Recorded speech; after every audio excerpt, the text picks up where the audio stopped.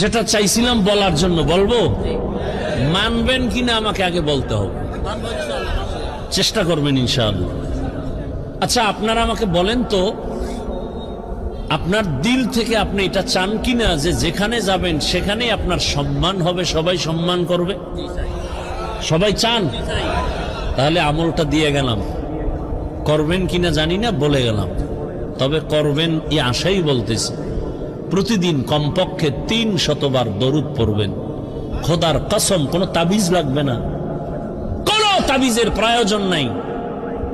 তবে 2টা শর্ত আছে দরুদ পড়ার।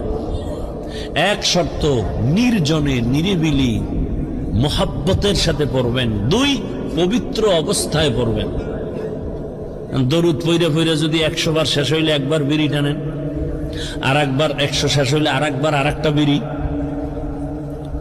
নির্জনে নিরিবিলি পরিবেশে এবং মোহাব্বতের সাথে পবিত্র হালাতে। কতবার প্রতিদিন? কতটা ভালোবাসা নিয়ে বলতেছি। যদি আমার কথা আপনি মানেন আর যদি ফলাফল না আসে, মরে গেলে কবরে জুতা মারবেন, বলে গেলাম। কতবার দরুদ?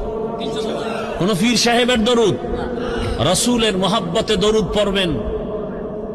2 সময় আপনার খুব নিরিবিলি সময়, ফজরের নামাজের পরে, না হয় ঘুমের আগে।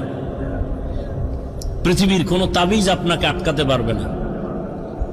জায়নামাজ বিছাইয়া একটা তসবিহ হাতে নিবেন। কি তসবিহ চিনেন? জবাব দেন, তসবিহ চিনেন? তসবিহ হাতে নিয়ে আমল করা সুন্নতে সাহাবা।